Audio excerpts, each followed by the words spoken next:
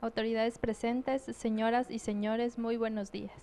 El Centro Latinoamericano de Políticas Económicas y Sociales, CLAPES UC, les da la bienvenida al seminario Mercado Laboral, Nuevos Paradigmas, Longevidad y Efectos de la Cuarta Revolución Industrial.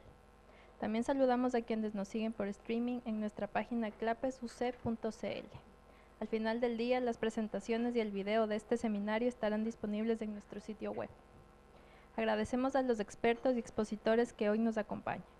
Señor José Miguel Sánchez, decano de la Facultad de Ciencias Económicas y Administrativas de la Universidad Católica de Chile. Señor Juan Bravo, Agustín García y Hans Schlechter, investigadores de CLAPES UC. Señora Cecilia Cifuentes, directora del Centro de Estudios Financieros S Business School, Universidad de los Andes. Señor Claudio Zapelli, director del Instituto de Economía de la Facultad de Ciencias Económicas y Administrativas de la Universidad Católica de Chile. Señor Salvador Valdés, investigador de CLAPES UC. Señor Guillermo Artur, presidente de la Federación Internacional de Administradoras de Pensiones, FIAP. Asimismo, agradecemos la presencia de todas las autoridades, académicos, embajadores, investigadores y estudiantes que nos distinguen con su presencia esta mañana. A continuación, el director de CLAPES UC, señor Hernández Solminiac, se dirigirá a ustedes.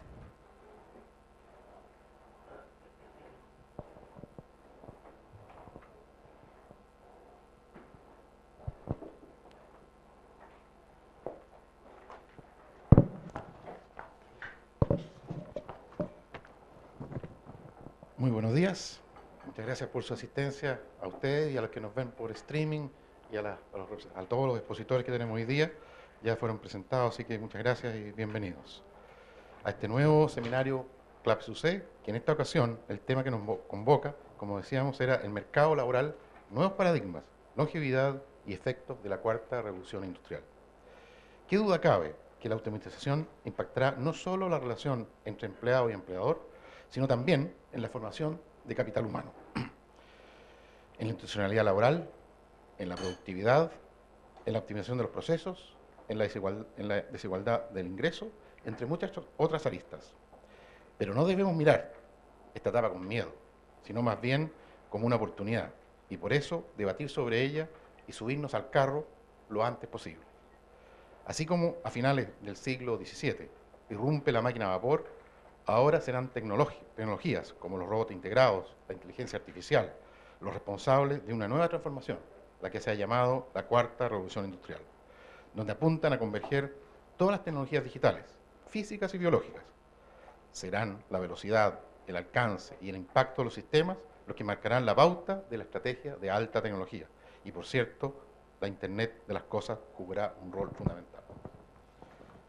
El director del World Economic Forum, Klaus Schwab, autor del libro La Cuarta Revolución Industrial, en el año 2016 vaticinaba, abro comillas, estamos al borde de una revolución tecnológica que modificará fundamentalmente la forma en que vivimos, trabajamos y nos relacionamos. En su escala, alcance y complejidad, la transformación será distinta a cualquier cosa que el género humano haya experimentado antes. Cierro comillas. Entonces, ¿dónde está el gran desafío? En cómo lo enfrentamos, en cómo integramos esos desarrollos a la realidad chilena y, en suma, en cómo nos subimos a la ola antes que reviente encima de nosotros. Este proceso de transformación beneficiará a quienes sean capaces de innovar y adaptarse. Así pues, en este contexto, CLAPES UC no puede restarse de este debate. Por ello, junto a la Facultad de Ciencias Económicas y Administrativas de nuestra universidad, organizamos este seminario donde integrarán su decano, José Miguel Sánchez, y su director del Instituto de Economía, Claudio Zapelli. También agradecemos la participación de Cecilia Cifuentes, de la Universidad de los Andes, de nuestro investigador Salvador Valdés, como moderadores, y de Willy Artur, presidente de la Federación Internacional de Fondos de Pensiones. En esta oportunidad también se presentarán los resultados de un trabajo sobre automatización e inteligencia artificial, grandes desafíos del mundo laboral, de los investigadores de CLAPES UC, Juan Bravo, Agustín García y Hans Schlechter. Esta investigación plantea que la optimización aumenta la participación de los empleos de alta calificación en desmedro de los trabajadores de mediana calificación, los cuales ven reducida su participación en el empleo. La coyuntura actual laboral en Chile, es decir, el débil crecimiento anual del empleo y la fuerte desaceleración de promociones en el último año, no se condice con la hipótesis de automatización en estos momentos. Por ende, este no debiera ser un factor relevante para explicar la evolución reciente del mercado laboral, pero sí probablemente su impacto en el futuro. Los argumentos y cifras las podrán conocer durante esta jornada, la que esperamos sea fructífera para cada uno de ustedes. Nuevamente agradecemos a nuestros expositores, a quienes nos acompañan aquí presencialmente, pero también a quienes nos ven vía streaming, como decía al inicio. Les deseo mucho éxito y muchas gracias.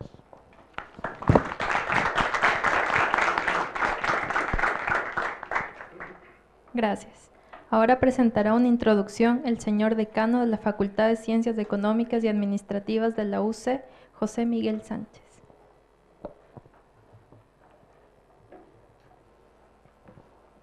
Muy buenos días a todos.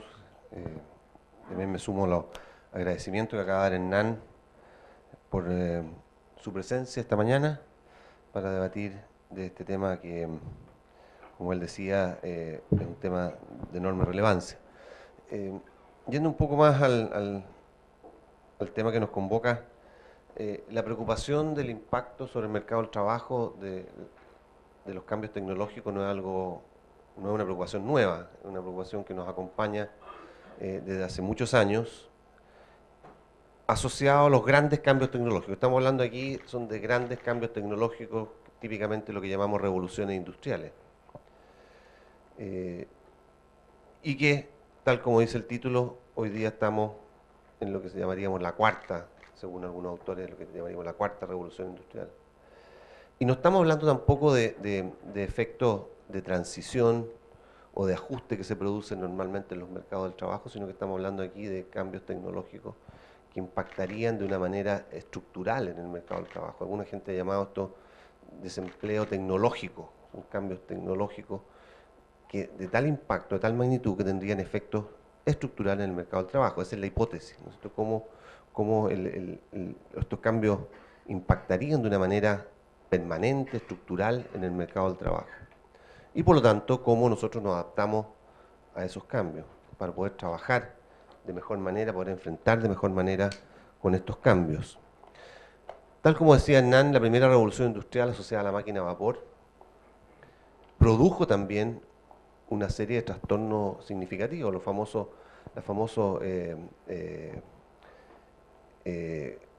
revueltas que hubo, que se llamaron las revueltas asociadas al grupo de este movimiento que se llamó los luditas, entre 1811 y 1816. Los luditas, que adoptaron ese nombre por un señor que se llamaba John Ladd, que destruyó 2 máquinas a vapor, y máquinas a vapor que se usaban en la industria de la manufactura de algodón. Las máquinas con que se hilaba, antes se hilaba a mano, y las máquinas con que se hilaba el algodón empezaron a ser máquinas a vapor, que sustituían una cantidad de empleo significativo.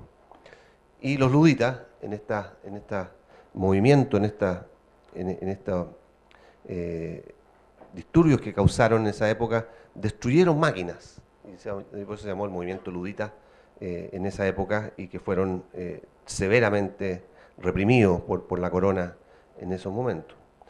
Claramente la máquina a vapor introdujo esta mecanización que tuvo estas características que hablábamos antes de ser un cambio tecnológico que modificó estructuralmente el mercado del trabajo.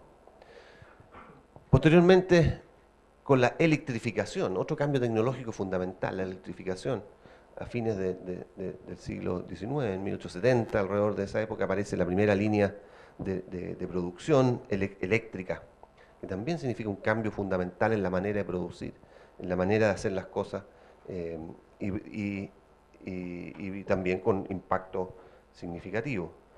La tercera revolución industrial está asociada a la digitalización y la tecnología de la información, mucho más reciente. Esta nos tocó vivir a nosotros, ¿no es cierto? Mucho más reciente, nos tocó vivirla y sentirla. Y la cuarta, que está asociada a la inteligencia artificial y la robótica, y todo lo que eso conlleva como subdisciplina: la minería de datos,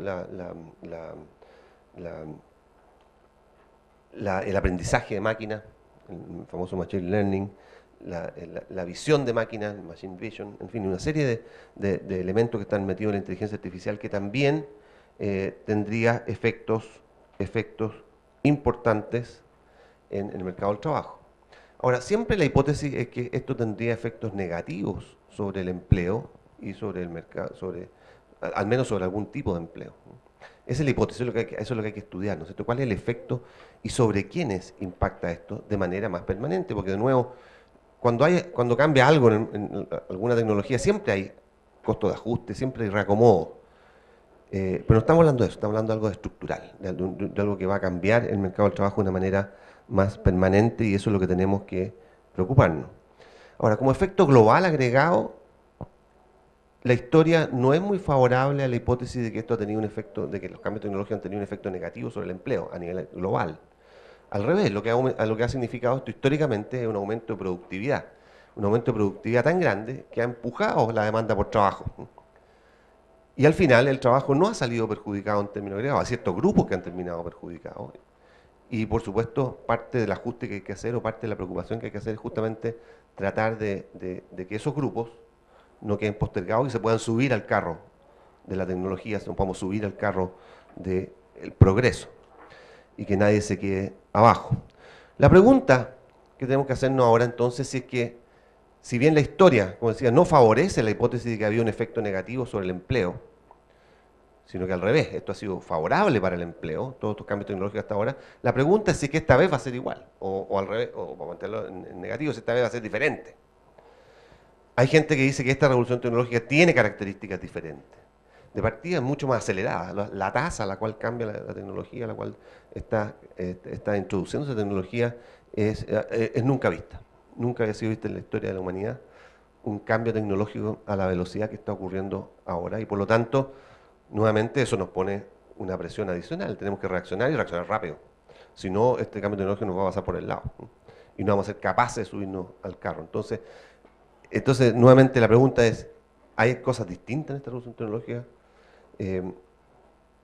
que van a ser, que por lo tanto requeriría una respuesta también distinta? Es el tipo de pregunta que tenemos que hacernos. ¿Cómo nosotros nos adaptamos a este tipo de cambio tecnológico, poniendo énfasis en la calidad del trabajo y los componentes del trabajo? La mayoría de los estudios han puesto mucho énfasis hoy día, no tanto en el empleo, sino que en el tipo de tareas que se desarrollan dentro de un trabajo o de un empleo. No todo lo que uno hace dentro de un trabajo normal puede ser sustituido por máquinas. Quizás ciertas cosas que uno hace, ciertas cosas donde la máquina quizás va a ser mejor que uno, pero hay ciertas otras cosas que la máquina no va a poder hacer mejor que uno. Y ahí es donde tenemos que poner el foco, ahí es donde tenemos que poner la atención. Las primeras revoluciones industriales que señalé yo aquí brevemente, se referían fundamentalmente a reemplazo de labores que eran típicamente rutinarias y repetitivas. Esas eran las primeras. La revolución industrial de ahora, la inteligencia artificial, no tiene que ver necesariamente con labores repetitivas, sino que tiene que ver con labores como las que decíamos antes, asociadas a la inteligencia artificial, que tiene que ver con aprovechamiento y uso de información y datos. Y no necesariamente tiene que ver con labores repetitivas. Y ahí sí hay un componente que podría entrar en mayor conflicto con lo que las personas pueden hacer. Pero como dije recién, hay ciertas cosas que la máquina puede hacer y otras cosas donde el ser humano va a seguir siendo irreemplazable por la máquina. Entonces, para no quitarle más tiempo a los presentadores, a los que tienen que presentar su trabajo, la pregunta aquí es cuál va a ser el efecto de esta revolución industrial con estas características que estamos hablando, y más importante aún, creo yo, es cómo nos preparamos para enfrentar esta cuarta revolución industrial. Y como decía, el logo de la no sé quién lo eligió, pero Lucy, no sé si Lucy lo eligió o alguien lo eligió, la Lucy Bennett lo eligió.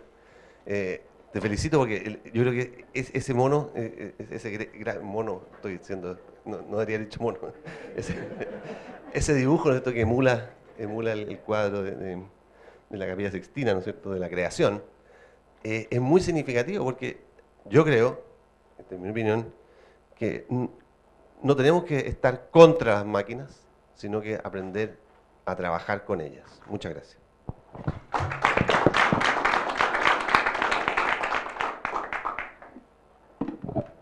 Gracias. Continuamos con nuestro seminario Mercado Laboral, Nuevos Paradigmas, Longevidad y Efectos de la Cuarta Revolución Industrial.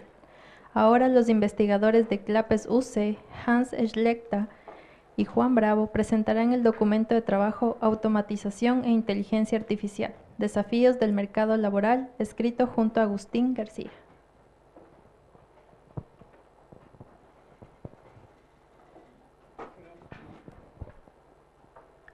¿Aló? Buenos días, sé que es muy temprano todavía, entonces voy a tratar de hacer esto de la forma más lúdica y dinámica posible, para que todos estemos bien concentrados en lo que va a pasar, ¿ya? Quiero agradecer la posibilidad de presentar este documento de trabajo, que es nuestro documento de trabajo número 50, que hemos escrito junto a Agustín y a Juan, y el cual hemos titulado Automatización e Inteligencia Artificial, Desafíos del Mercado Laboral, y que pueden encontrar en nuestra página web por si quieren darle un vistazo en mayor profundidad. Entonces, quiero partir esta parte del seminario mostrándoles la siguiente imagen y preguntándoles ¿qué les evoca esta imagen? ¿Qué les hace sentir? ¿Qué les evoca esta imagen? ¿Qué les hace sentir? Particularmente a mí, yo les puedo hablar de mi propia experiencia, yo siento un pequeño apretón en la guata y una vocecita en mi cabeza que me dice: Hans, estamos caminando hacia un mundo de desempleo tecnológico, como bien decía el decano. Y es cierto, hoy día la tasa de cambio a la que se está adaptando las tecnologías es mucho más acelerada. Y estamos en un mundo donde la tecnología también está permeando nuestras vidas diariamente. Probablemente cada uno de ustedes tenga un asistente virtual en su teléfono que les recuerda despertar en la mañana, salir a pasear al perro, y desde eso hasta las fábricas inteligentes que ya pueden casi que gestionarse solas. Entonces, la invitación que quiero hacerles es que me acompañen en este seminario para tratar de responder la pregunta de ¿qué tan factible es un escenario catastrófico como este? ¿Ya?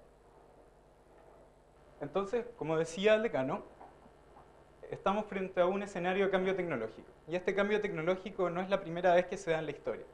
Tenemos que poner esto en contexto. Entonces, a finales del siglo XVIII, y como bien se ha mencionado, estamos en una cuarta revolución industrial. Por lo tanto, ya han existido tres previas. Entonces, hubo una primera a finales del siglo XVIII con la introducción con la creación de las máquinas a vapor. Luego, una segunda a principios del siglo XX con lo que fue el desarrollo de la electricidad y con la creación de las líneas de producción en masa, donde el ejemplo más clásico es el ejemplo automotriz de la Ford. Luego, alrededor de la década de los 60, con el desarrollo de la electrónica, con los controladores lógicos programables, con los computadores y el Internet, llegamos a una tercera revolución industrial donde vemos los primeros atisbos de automatización de procesos en la producción. Y a partir del 2010 es cuando se empieza a hablar de esta cuarta revolución industrial, donde los sistemas empiezan a ser autónomos, es decir, son capaces de interactuar con su medio, de aprender de él y de tomar decisiones sin que haya un humano por detrás diciéndole qué pensar. Y esto buscando, de cierta forma, imitar las capacidades de la inteligencia humana. Sin embargo, si miramos el crecimiento que ha tenido la humanidad durante los últimos siglos, vemos que hasta mediados del siglo XVIII, el crecimiento económico, como lo entendemos nosotros hoy día, era prácticamente inexistente, no crecíamos ni siquiera el 0,1%. El crecimiento era prácticamente el crecimiento de la población. Sin embargo, la primera revolución industrial marca un quiebre en esta tendencia. Y este quiebre empezó a crecer progresivamente a medida que se iban gestando las siguientes revoluciones industriales. Y cada vez teníamos tasas más altas de crecimiento. Si nos fijamos, también cada revolución industrial también era más corta y cada vez más frecuente. La primera duró 100 años, de ahí 60, de ahí 30, y se espera que la próxima revolución pase, y los efectos de esta revolución sean en los próximos 10 años. Entonces, eso es un reflejo que hoy día vivimos en una sociedad que está cambiando rápidamente y eso implica que nosotros tenemos que ser capaces también de adaptarnos a ese cambio. Entonces, si la tecnología es lo que generó el crecimiento económico y este crecimiento económico se traduce en bienestar, ¿a qué es lo que le tenemos miedo? Y particularmente es porque el cambio tecnológico, entendido en este contexto de cuarta revolución industrial, que es la automatización de las tareas o de las actividades que realizamos, tiene un impacto en la economía y particularmente en los mercados laborales, donde lamentablemente donde la gente que esté capacitada para esto va a salir favorecida, pero también va a haber gente que se va a ver perjudicada si no está lista para este cambio. Pero mucho se habla de automatización, pero ¿qué es lo que entendemos nosotros por esto? Nosotros entendemos automatización como el conjunto de tareas humanas que pueden ser realizadas mediante el uso de tecnologías. Cuando hablamos de esta cuarta revolución industrial, tenemos que entender tecnologías como estas tecnologías inteligentes, como les mencionaba, que son capaces de aprender de su medio y que son capaces, de cierta forma, de imitar la inteligencia humana. Entonces, si vamos ahora a lo que dice la literatura sobre los impactos del cambio tecnológico, los primeros estudios surgen alrededor de... los primeros estudios lo que buscaron fue ver el impacto que tuvo la introducción de los computadores, ¿ya? Que eran los primeros atisbos de cambios en la demanda. Y lo que se vio es que mientras menos calificada era la persona, más perjudicada resultaba. La demanda había una mayor demanda por trabajadores de alta calificación que de baja o mediana. Y a esta hipótesis, que favorecía a los trabajadores de alta, se le denominó como un cambio tecnológico sesgado a favor de las calificaciones. Sin embargo, dicha hipótesis no permite explicar un fenómeno que se empezó a ver a finales del siglo XX, que es que los mercados laborales se empezaron a polarizar. Es decir, hubo un aumento de la participación de trabajadores de alta calificación, pero también hubo un aumento de los trabajadores de baja. Y estos dos en desmedro de los trabajadores de mediana calificación.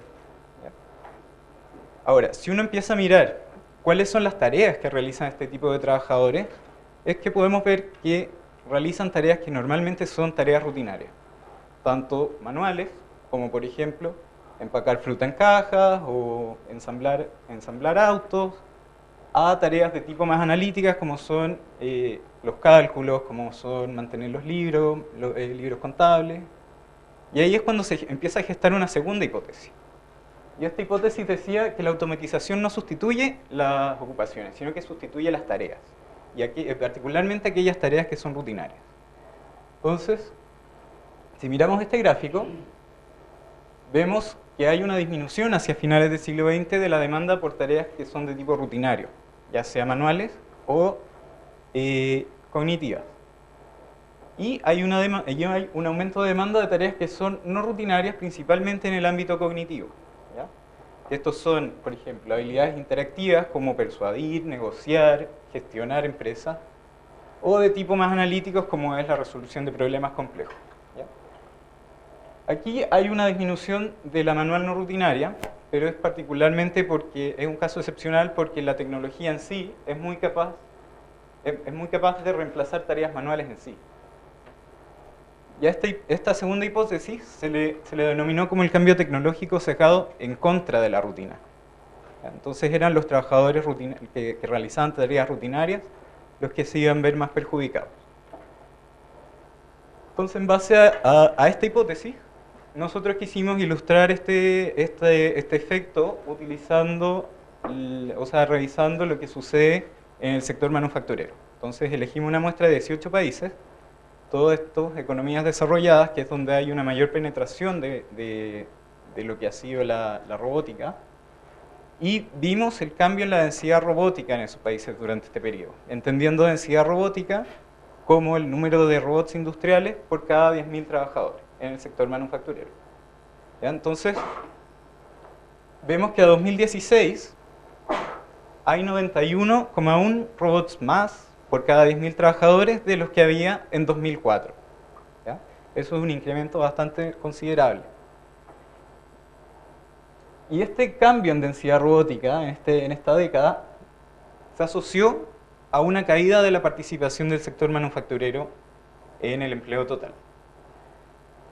Dentro de este mismo sector vemos que hay un aumento de la participación de los trabajadores de alta calificación en desmedro de los trabajadores de mediana.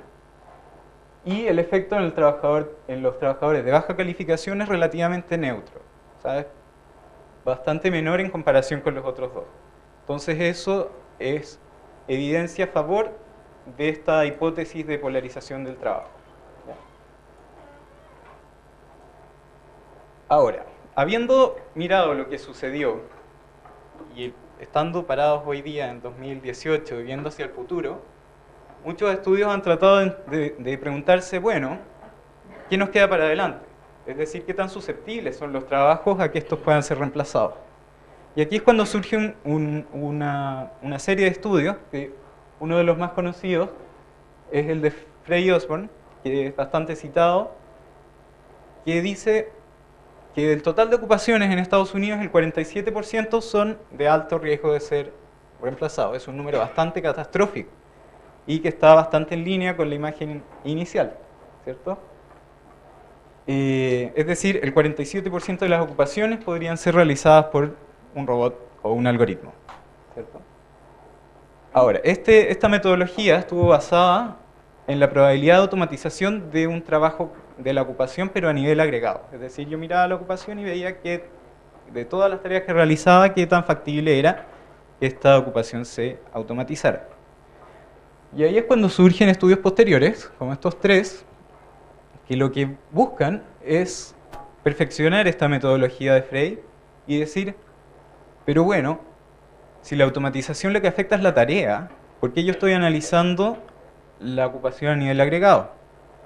Entonces, cuando uno realiza este análisis individual a nivel de tareas o de actividades, uno es capaz de entender o de incluir dentro del análisis la heterogeneidad de tareas que realiza cada ocupación. Y con eso llegan a resultados que son mucho menos catastróficos. ¿Ya? Ahora, sin embargo, el riesgo de automatización y el riesgo de cambio tecnológico todavía está presente. Y especialmente en un país como el nuestro, donde el 31% de las ocupaciones son de alto riesgo de reemplazo, ¿ya? O de transformación digital. Y este 31% es un número bastante elevado con respecto al promedio de los países de la OECD que participaron de este estudio, que era de un 14%. Ahora, habiendo pensado en esto, también tenemos que ver el efecto que tiene la automatización dentro de la participación, en la participación del trabajo dentro de la renta nacional. No solo la creación de empleo, sino que también lo que son salarios. Entonces, uno de los efectos del cambio tecnológico es que se ha ido reduciendo en el tiempo el precio de bienes de inversión en tecnologías de información y comunicación. Entonces, esta disminución en precio lo que hace es incentivar el reemplazo de trabajo por capital. Entonces, cuando la elasticidad de sustitución de trabajo por capital es mayor que 1, entonces una reducción en el precio se traduce también en una reducción en el trabajo, o en la demanda por trabajo. Entonces nosotros quisimos ilustrar esto con este ejercicio, donde nos tomamos una variación de precio de los índices de bienes de inversión en tecnología de información, desde el 95 hasta el 2015, esos son 2 décadas, y ver cuál es su efecto en la participación del trabajo en el PIB. Y vemos que consistentemente hay un efecto negativo de esta caída de precio, es decir, a medida que se ha ido abaratando la tecnología, ha ido cayendo la participación del trabajo.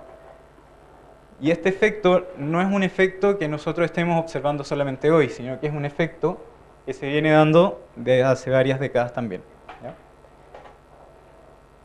Un estudio reciente del FMI lo que hace es estimar cuál es el impacto de la tecnología sobre esta caída de la participación en la renta nacional, y estiman que el 50% de esta caída se puede explicar por la tecnología.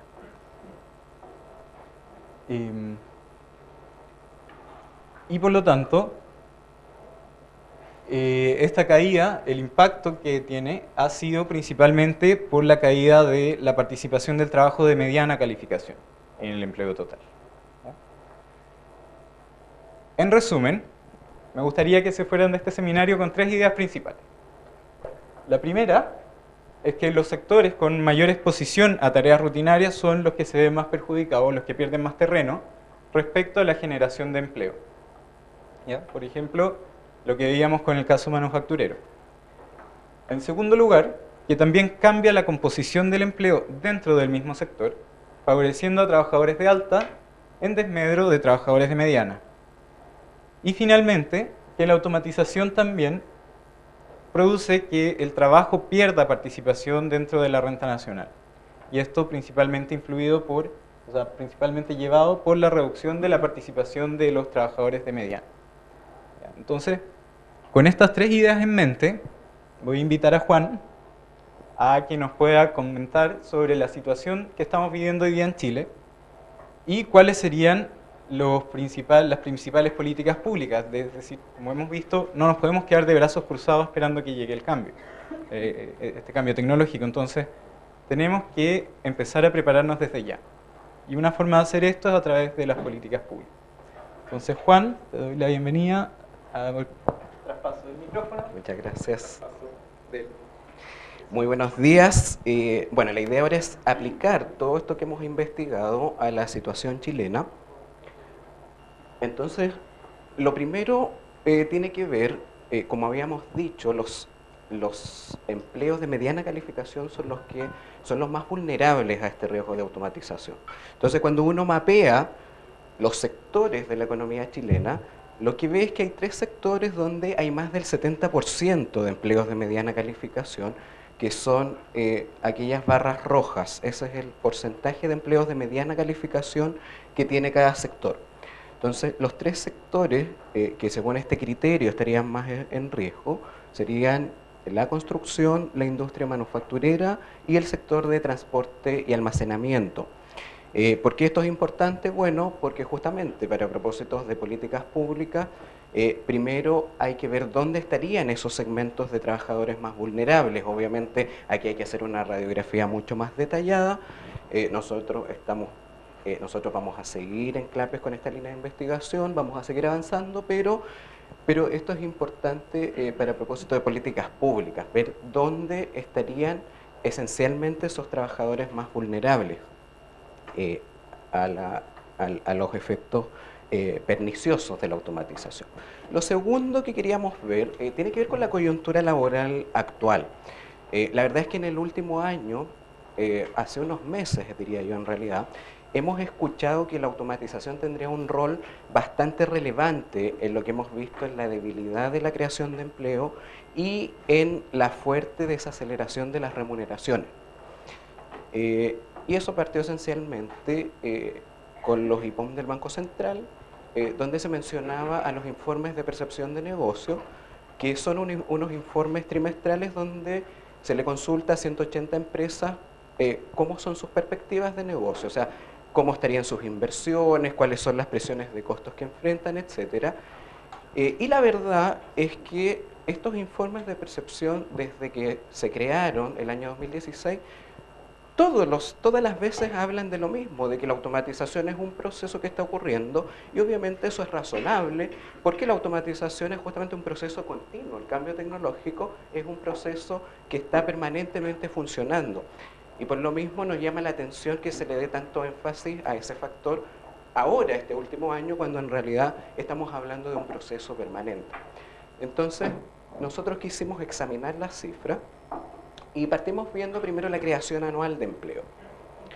Cuando uno mira la creación anual de empleo, en el último año se han creado cerca de 75.000 empleos y los empleos de baja han caído en 7.000 puestos.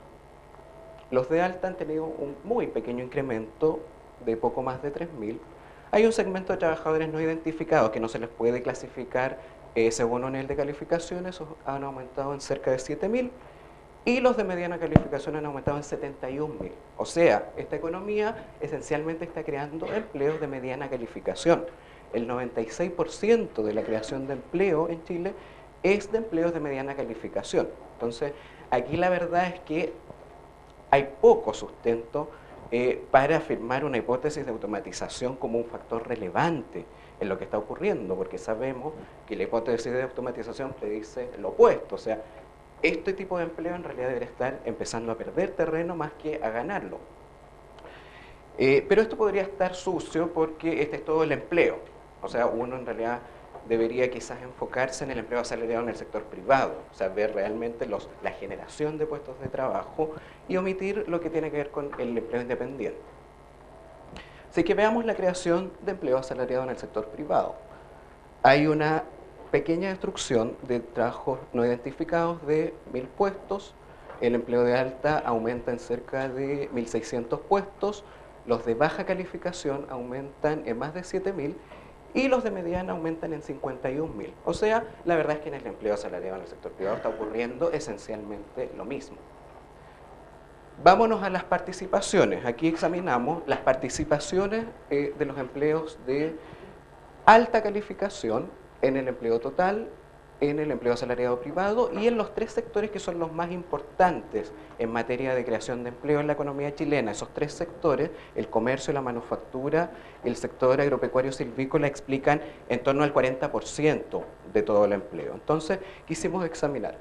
Y si ustedes ven la barra roja, que es el mismo trimestre junio-agosto del año pasado, y la gris, que es 2018, el trimestre junio-agosto, en todos vemos una caída de la participación de los empleos de alta calificación. Si uno examina, se va más atrás y va al año 2010, ahí sí ve un aumento mayoritariamente del empleo de alta calificación. O sea, lo que aquí uno ve es que en realidad, si uno ve periodos largos, la verdad es que sí podría haber un sustento para la hipótesis de automatización como un factor relevante en el empleo, pero la verdad es que en el corto plazo, para explicar la coyuntura reciente, la verdad es que hay muy poco sustento en las cifras. El empleo de mediana calificación, ¿qué ha pasado con las participaciones? Bueno, todo lo contrario que el de alta. Ha subido en el empleo total en el último año, ha subido en el empleo asalariado en el sector privado y ha subido en los tres principales sectores de la economía chilena. Salarios. ¿Qué ha pasado con los salarios? Lo que hemos visto es que ha habido una caída en las remuneraciones, el año pasado estaba en el 6%, ahora está en 2,4%, o sea, ha habido una caída de 3,6 puntos. Y ahí vemos la descomposición de la caída de 3,6 puntos. Como vemos, los empleos de alta calificación explican 2,5 puntos de esa caída. O sea, casi el 70% de la desaceleración de remuneraciones del último año tiene que ver con trabajadores de alta calificación. Y explica una porción menor los de mediana y de baja. O sea, también en salarios la verdad es que hay muy poco sustento a que la automatización sea un factor preponderante. En resumen, la hipótesis de automatización es bastante razonable para explicar cambios en el mercado laboral en el mediano o largo plazo. En cambio, para cambios en el corto plazo, o sea, si queremos ver la creación anual de empleo, la desaceleración de remuneraciones del último año, la verdad es que es una muy mala explicación y empecemos a buscar otras hipótesis porque esta la verdad es que tiene muy poco fundamento en base a las cifras.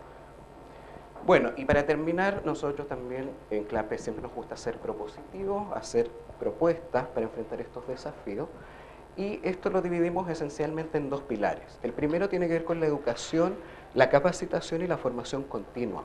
Aquí lo primero es que hay un cambio de paradigma. El aprendizaje ya no finaliza con la obtención de un título o de un diploma.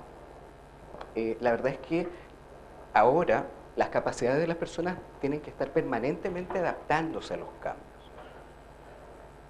Y por lo tanto es clave la educación y la formación continua. O sea, que ya no se acaba, obtengo un título y me quedé. No, hay que estar permanentemente adaptándose, aprendiendo nuevas tecnologías, aprendiendo de los cambios. El desarrollo de las habilidades blandas gana terreno. Como comentó Hans, el ser humano tiene ventaja comparativa en ciertas habilidades, por ejemplo, en habilidades de liderazgo, de negociación, de persuasión, en temas de creatividad. Entonces las habilidades blandas también tienen que ganar terreno en este nuevo paradigma relacionado a la formación. Las políticas educativas y los programas de capacitación tienen que asegurar la provisión del talento demandado. O sea, aquí la educación, las personas que estamos formando, en el fondo, lo que no queremos es que haya un descalce, ¿cierto?, entre la oferta, lo que va a ingresar al mercado laboral versus lo que realmente va a ser necesario por las empresas, la demanda. Por lo tanto, aquí el gran desafío es recapacitar, aparte de la fuerza laboral actual, los que ya están tienen que recapacitarse, pero además hay que comenzar a preparar a la fuerza laboral futura, y ese es un desafío súper importante. O sea, aquí eso significa empezar a cambiar programas, empezar a cambiar la educación para darle más énfasis a estos elementos. Y en la experiencia internacional, lo que nosotros revisamos es que habían programas de capacitación en habilidades tecnológicas. En varios países se han implementado lo que se llaman cuentas individuales de entrenamiento, en países como Estados Unidos, en Francia, en Singapur. Entonces consiste en que el Estado entrega, digamos, financia unas horas para cada trabajador que las puede ir usando en el tiempo para poder capacitarse en materia de habilidades tecnológicas. Y el segundo pilar es la institucionalidad laboral. Como sabemos, las instituciones laborales determinan los valores de equilibrio del mercado laboral, como la tasa de desempleo de equilibrio. Entonces, ¿qué debería ser la institucionalidad laboral en un contexto de automatización? Bueno, primero, obviamente, alinearse con las necesidades de reinvención y adaptabilidad que requiere un escenario de rápido cambio tecnológico. Aquí la adaptabilidad es clave. Una institucionalidad laboral rígida que no es capaz de adaptarse, la verdad es que está condenada a que su fuerza laboral sea poco exitosa en enfrentar estos desafíos. Y también debe amortiguar lo más eficientemente posible los impactos negativos que sabemos que van a surgir en algunos segmentos de trabajadores. En Chile tenemos regulaciones laborales bastante restrictivas. El costo para terminar una relación laboral es uno de los más significativos en esta materia. Estamos en el puesto 112 entre 137 países en el costo para terminar una relación laboral. Obviamente eso desincentiva la creación de empleo, favorece, incentiva que las empresas utilicen tecnología, capital. Evidencia sobre el salario mínimo. Generarían un aumento relativo del costo de trabajadores de baja calificación que tendría efectos permanentes y que incentivaría a las firmas a adoptar las nuevas tecnologías en reemplazo de trabajadores. Entonces, considerando que van a haber efectos negativos en segmentos importantes de trabajadores, a pesar que probablemente también van a haber mejoras, van a haber creaciones de empleo en otros, pero sí van a haber algunos segmentos. Entonces, la pregunta es, si queremos asegurar mínimos de sustentabilidad para las familias, en el fondo, ¿cuál es la mejor herramienta? ¿Es mejor políticas como el salario mínimo, como las indemnizaciones o en realidad las transferencias? Y nosotros creemos que el rol de las transferencias se vuelve mucho más relevante. Programas como el ingreso ético familiar, que tiene un componente no condicionado, o sea, que asegura mínimos, digamos, pero que además condiciona, tiene parte que le exige a las familias hacer ciertas cosas por emplearse, por mejorar su calidad educativa, también son importantes, pero el rol de las transferencias, de los subsidios, puede ser mucho más relevante y más eficiente que políticas que distorsionan los mercados laborales y exacerban los impactos negativos sobre el empleo de la automatización. Y la reforma laboral de 2016, finalmente, uno de los elementos más negativos que tuvo fue la prohibición total de reemplazo en huelga.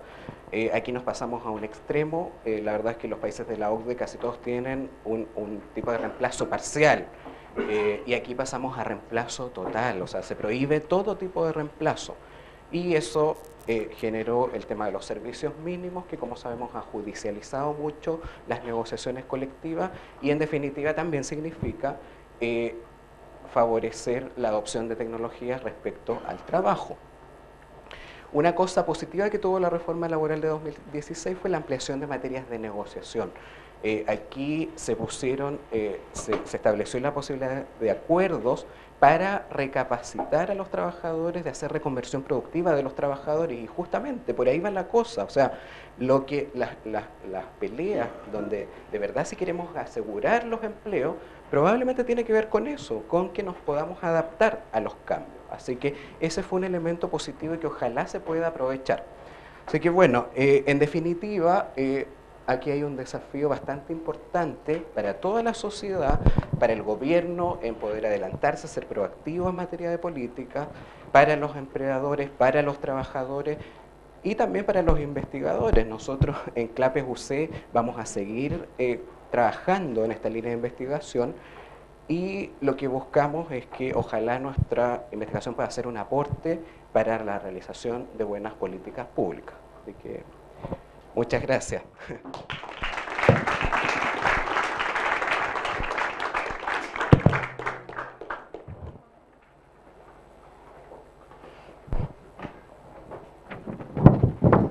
Muchas gracias. Ahora comentará este documento la señora Cecilia Cifuentes, directora del Centro de Estudios Financieros S Business School, Universidad de los Andes.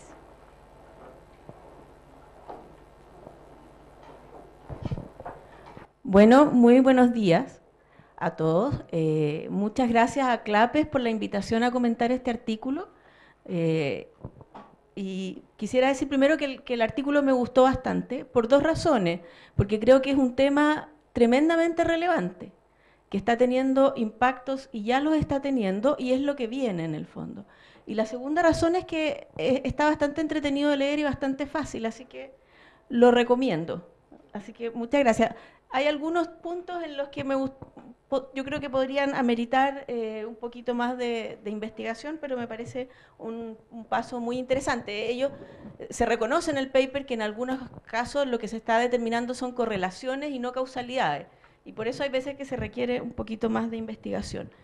Bueno, como punto de partida, habría que decir, obviamente, ya lo dijeron los autores, si se produce un cambio tecnológico, este se implementa si es que es positivo, y si no, no se implementa. O sea, si es que genera ganancia, si es que hay ganancia en eficiencia. O sea, el cambio tecnológico es positivo y la productividad aumenta y hay una mayor riqueza. Eso yo creo que es un punto bien importante, y lo mostraban con los gráficos del crecimiento. O sea, lo primero que tenemos que decir es que esto no es una tragedia, esto es algo positivo.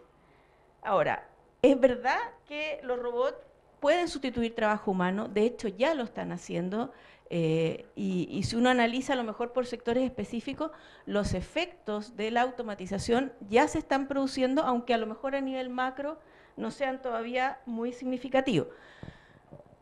Ahora, si uno se va más al extremo, y aquí me gustaría separar un poco el efecto macro del efecto micro, porque yo creo que los problemas están a nivel micro. Cuando se habla que se va a sustituir el 47% de los empleos, bueno, uno tendría que decir, ¿y cómo funciona el mundo con una tasa de desempleo de 47%? ¿Quién compra? Y si nadie compra, ¿a quién le venden las empresas? Y por lo tanto estamos mal. O sea, hay que acordarse un poco del flujo circular en el fondo. O sea, aquí, si esto es bueno, el flujo circular a repartir aumenta, hay ingresos. Y el tema, por lo tanto, no es macro, y de hecho, si uno ve lo que ha sido la historia de las revoluciones industriales, el empleo no ha caído, el empleo ha seguido creciendo, y lo que hay, por lo tanto, y lo que nos tenemos que preocupar es el efecto micro. Y dentro de este mismo efecto micro, un punto bien interesante que se plantea en el estudio es que aquí no se sustituyen trabajadores, se sustituyen funciones.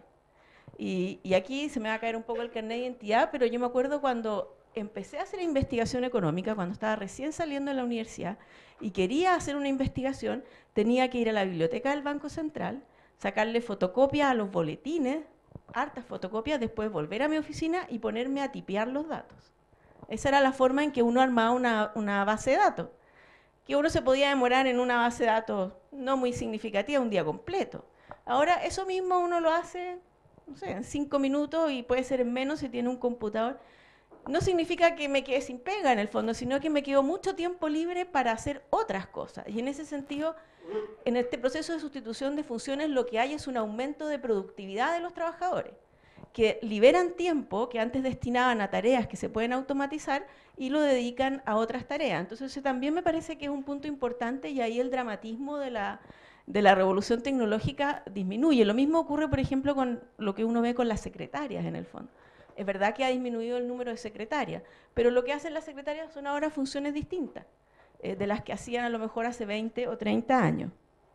Ahora, sí hay un problema de costos de ajuste. Y este es el impacto micro y es un impacto a lo mejor que no es de largo plazo. En el largo plazo los ganadores pueden compensar a los perdedores, la economía se desarrolla, pero hay efectos de corto plazo y hay que preocuparse de esos efectos. Yo de alguna manera creo que lo que está pasando, por la velocidad en que está pasando, se puede asimilar en el caso chileno a la apertura de la economía del año 74, en que se produjo un cambio radical en la función de producción de la economía, en la estructura productiva.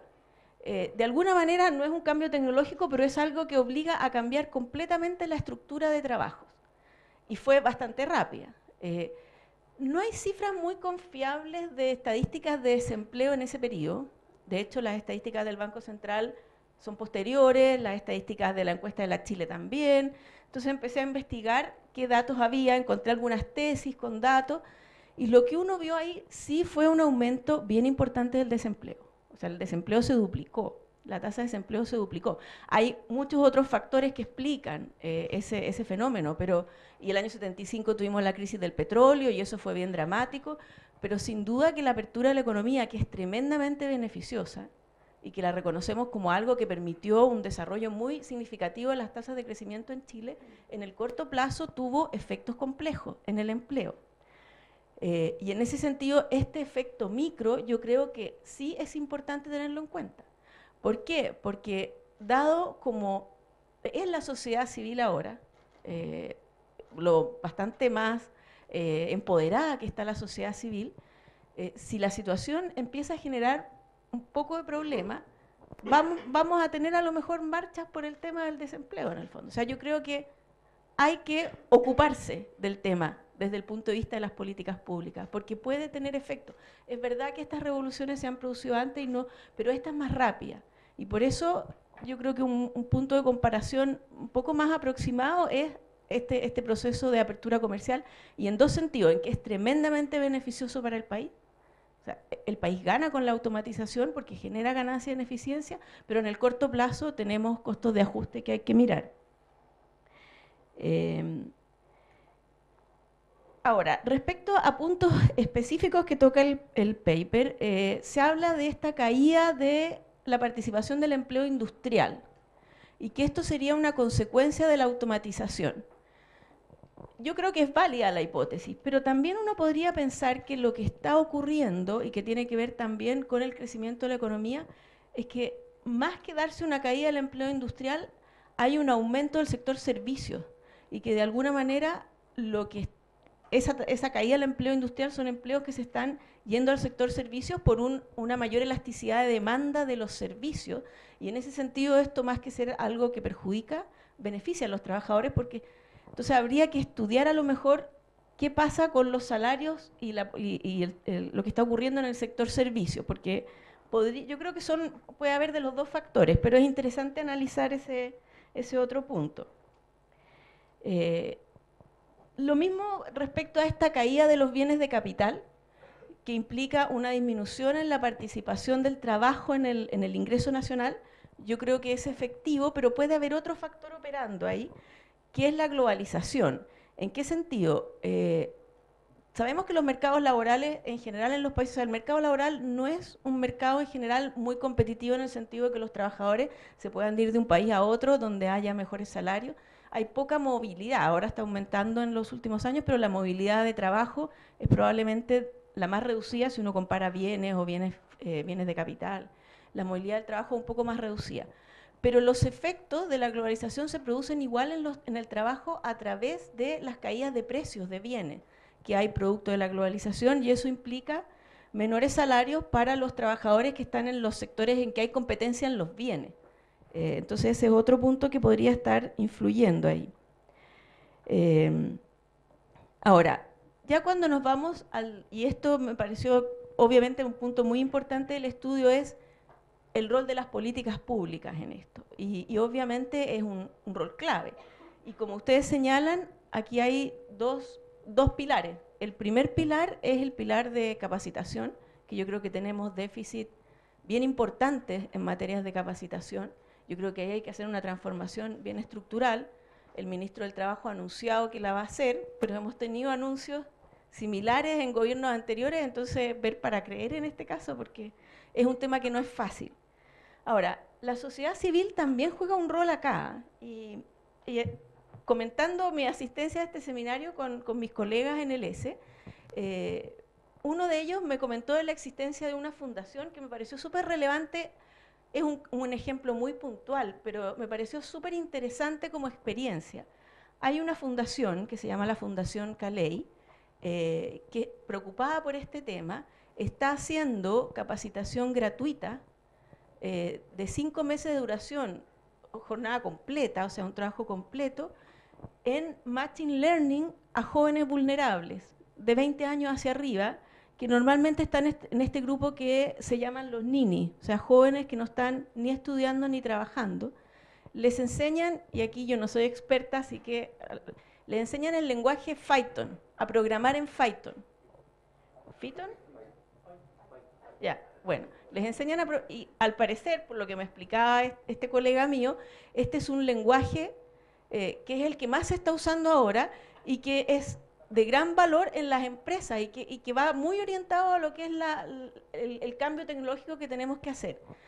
Y lo increíble, bueno, lo impresionante es que él me dice, y aprenden bien. Esto no es extremadamente difícil, son jóvenes que a veces ni siquiera han terminado el colegio, pero aprenden a programar en Python. Y además lo más interesante de este modelo, por ahora esto está funcionando vía donaciones, pero el proyecto es que esto se autofinancie después porque se están ofreciendo también asesorías a empresas que están en estos procesos y que por lo tanto están desvinculando trabajadores. Esta fundación les ofrece a los trabajadores que están siendo desvinculados, pagado por la empresa obviamente, capacitación también en temas de alta tecnología. Entonces yo creo que la sociedad civil tiene un rol y es valioso y me pareció un ejemplo bien interesante, pero el punto importante acá es que más que preocuparse, hay que ocuparse. Y el rol más significativo, obviamente, lo tienen las políticas públicas. Y no puedo estar más de acuerdo con los autores en lo que se refiere a la institucionalidad laboral. Y esto, cuando se discutió la reforma laboral, yo me acuerdo que me tocó ir al Congreso, tanto a la Cámara como al Senado, y en las dos partes mostré imágenes de la tecnología. Les dije, ustedes lo que están haciendo con esta reforma es incentivar la automatización. Y yo creo que la medida más compleja ahí es la prohibición absoluta de reemplazo. Porque frente a esa situación, la decisión de automatización es bastante evidente, a pesar de que sea más caro. Y hay empresas que ya lo están haciendo. Es más caro, y yo lo he escuchado, empresas que dicen, me es más caro, pero frente al riesgo que me paren la empresa, prefiero automatizar. Entonces, en ese sentido, yo creo que es bastante evidente los efectos, para qué hablar de las indemnizaciones por años de servicio, las negociaciones de salario mínimo. Y lo impactante de esto es que yo creo que, bueno, aquí la mayoría somos del ámbito más técnico. Yo creo que el consenso que tenemos desde el punto de vista técnico, desde el ámbito técnico, es muy amplio en los problemas que generan estas regulaciones. Y la pregunta que uno debería dejar es, ¿por qué no logramos que esto traspase al ámbito político? Cuando uno ve estos temas en el Congreso, y aquí hay un discurso político que juega en contra, porque cada norma laboral negativa es vista desde el mundo laboral como una conquista que no se puede perder, a pesar de que esa conquista los está perjudicando en el fondo. Entonces, aquí hay un desafío, yo creo que el más importante, y no tengo la respuesta en el fondo, de cómo hacemos los técnicos, o los que estamos en el ámbito más técnico, de traspasar estos consensos al mundo político porque hemos ido retrocediendo, y en el gobierno anterior yo creo que la reforma laboral fue un gran retroceso en materia de beneficiar a los trabajadores. Fue un directo boomerang al bienestar de los trabajadores. ¿Cómo hacemos para que este tema logremos efectivamente avanzar? Bueno, esos son los puntos que quería plantear. Muchas gracias y gracias por la invitación.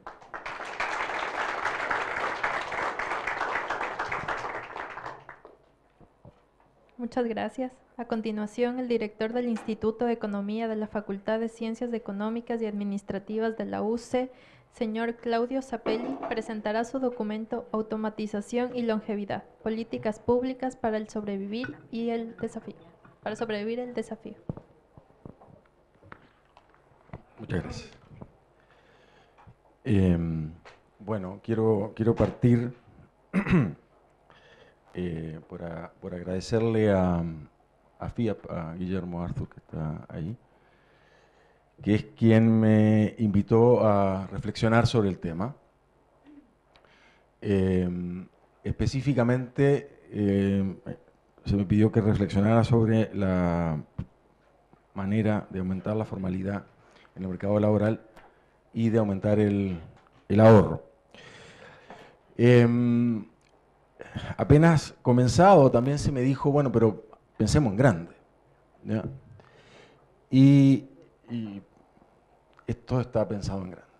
Entonces, hay propuestas que implican cambios importantes y yo en la presentación voy a tratar de defender que son necesarios.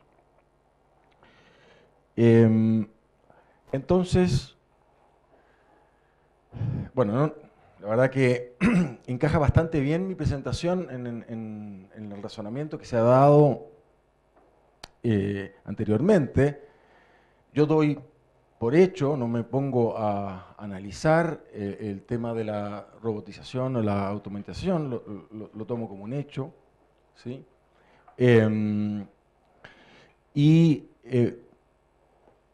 Acá sí poner un poco de énfasis en algo que se dijo, que creo que lo dijo Hernán al principio, la redefinición de la relación empleado-empleador. O sea, muchas de las normas laborales existentes pasan a ser sencillamente obsoletas. Y además, en la mayor parte de los países, mucha de la protección está asociada a ser un trabajador dependiente formal. Y eso también va a cambiar. Entonces, acá hay un tema de desafío a repensar cosas políticas, y yo voy a poner énfasis acá en una política que me pareció que faltaba en la discusión de políticas que hicieron anteriormente. Obviamente que hay un pilar de entrenamiento y capital humano, yo no voy a hablar de él. Hay un pilar de cambiar la institucionalidad laboral, sí voy a hablar de él, pero hay un pilar de políticas sociales. Yo creo que es imposible hacer los cambios que se requieren en la institucionalidad laboral sin un cambio importante en cómo hacemos política social. O sea, hay una relación íntima ahí entre dos pilares, llamémosle, de los cambios que tenemos que hacer. Entonces, yo parto de la base de que se requiere una nueva política social. Ese es el desafío que enfrentamos en este marco. Y parto por la base, a veces cuando yo hablo de este tema, hay gente que no le gusta porque yo voy a poner énfasis en los perdedores. Pero si no pensamos qué es lo que le estamos dando a los perdedores, esos perdedores se van a transformar en un problema. Y si bien puede ser que no sea un problema como los luditas, capaz que mañana tenemos un Trump acá. Porque si ustedes reflexionan, en buena parte de la elección de Trump en Estados Unidos se debe a un grupo de personas enojada con la globalización que no tuvo respuestas de política. Entonces, yo creo que este sí es un tema de primer orden. Me voy a olvidar de los ganadores, por el momento, ¿sí? Porque yo creo que esta es una reflexión necesaria. Ahora, obviamente que yo no voy a diseñar algo para los perdedores específicamente, ¿verdad? Tengo que pensar una política general, universal. Bueno, y como decía, hay otras políticas, yo obviamente no se puede hablar de todo, ¿verdad? A este desafío, yo agrego otro, que se van a dar conjuntamente, y los tenemos que enfrentar los dos, que es el de la longevidad, ¿verdad? Sabemos que la generación que va a vivir en promedio 100 años ya nació. y siempre que yo digo esto, la gente se sorprende. Y seguramente las generaciones que van a vivir 100 años se van a sorprender de que van a vivir 100 años. Y eso es un problema, ¿verdad? Y es un problema en particular porque cuando uno llega a la tercera edad, el plan B está como complicado, ¿verdad? Entonces, si ahí yo me encuentro con la sorpresa que vivo mucho más de lo que esperaba o de lo que se preveía en el diseño de la política social, tenemos un problema. Ahora, cuando digo que voy a hacer propuestas grandes, empiezo a requerir, o por lo menos yo empezaba a requerir, un apoyo en filosofía política. Algunos escuchamos a Tomasi hace unos meses quizás. Es un filósofo americano que está haciendo un intento por hacer una unión de una corriente liberal y el pensamiento de Rawls. En fin, no voy a entrar en detalle porque ahí sí que nos vamos por temas en paralelo, pero sí quise traer acá una reflexión de Hayek en apoyo de, ustedes pueden leerlo, esto es de Law, Legislation and Liberty, esto es uno de los últimos libros de él, son 3 volúmenes, esto está en el tercero. Necesitamos un mínimo, comillas, no importa qué. Entonces, yo voy a tratar de, en esta presentación,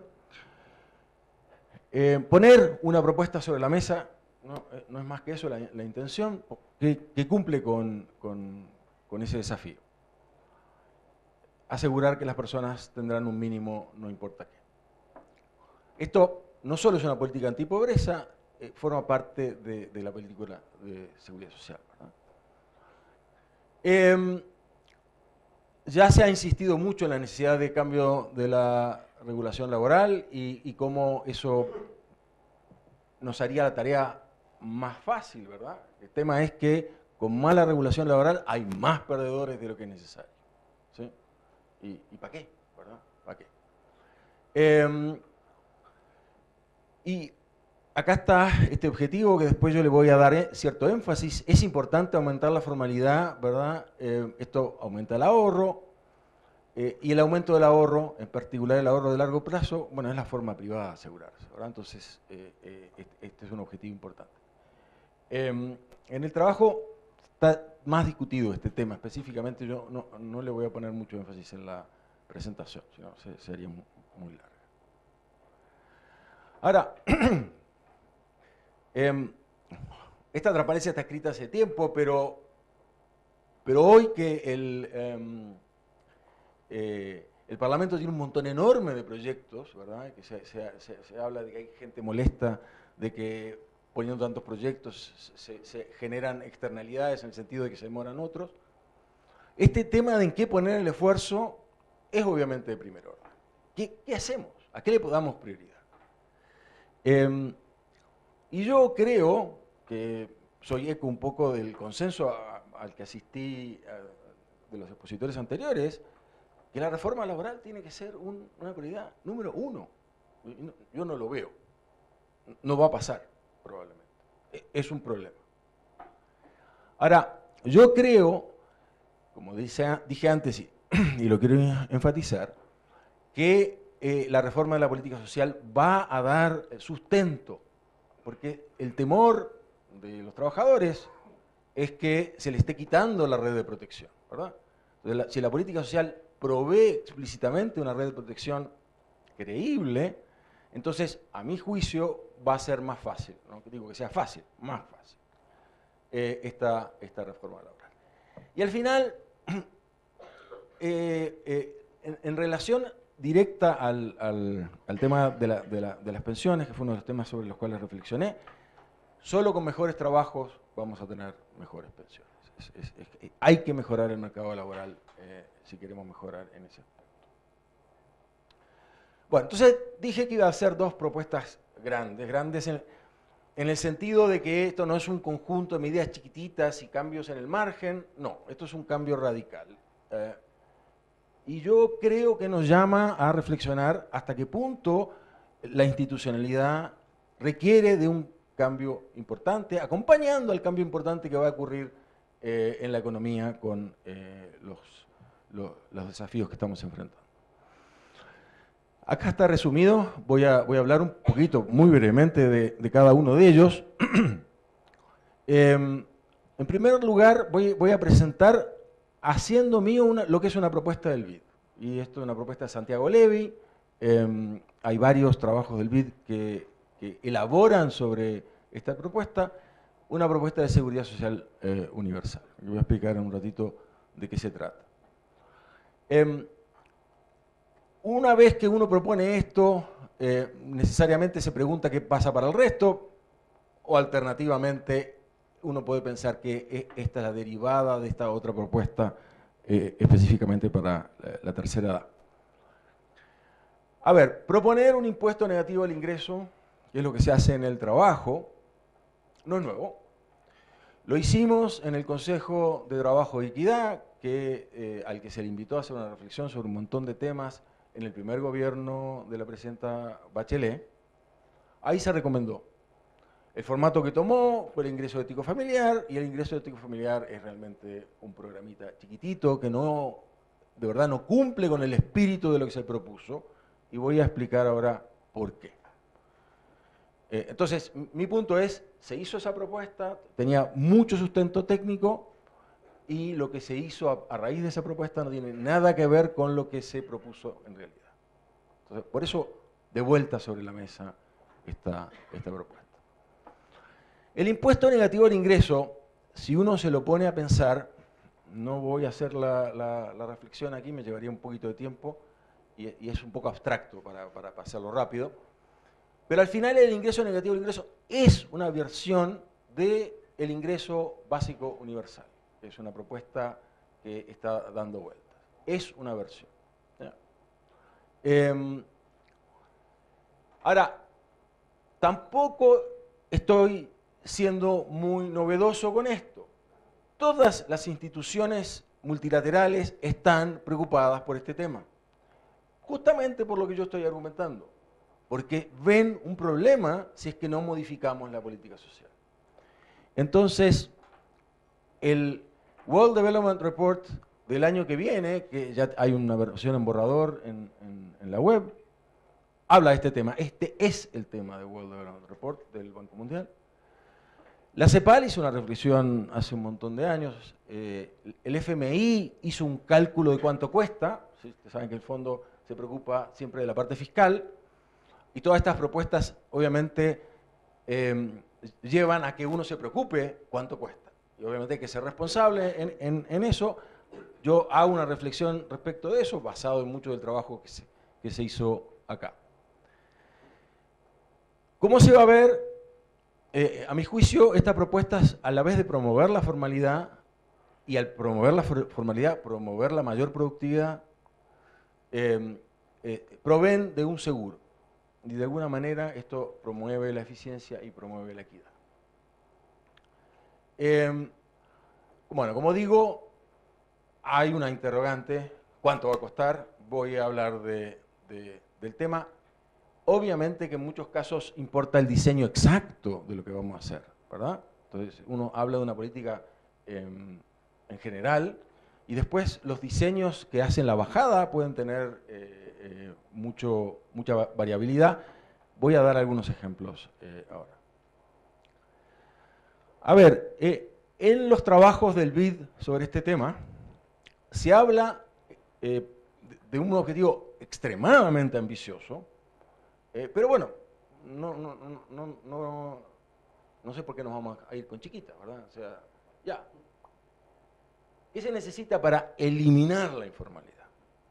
Y esa es un poco la idea base de parte de la propuesta que voy a presentar.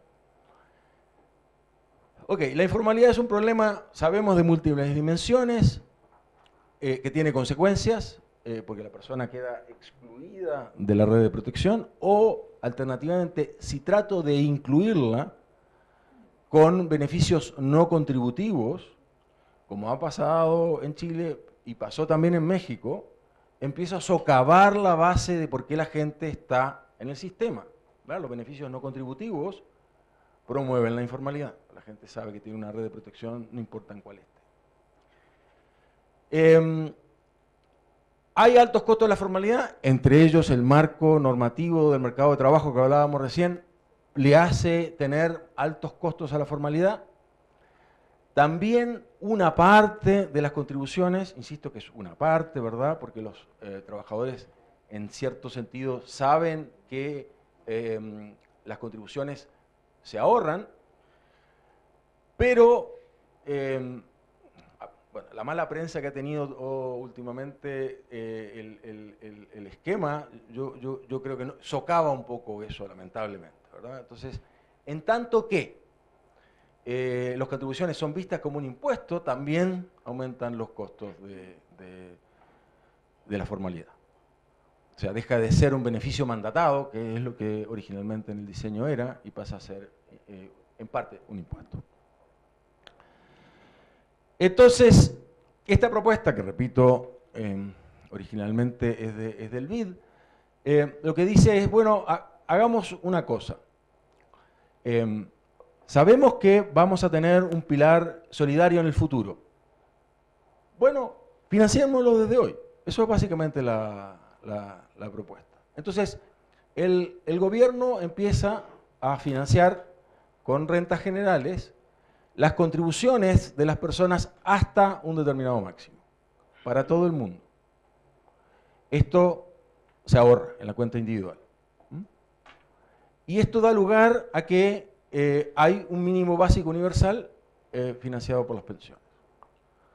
De alguna manera se provee de una red para la tercera edad.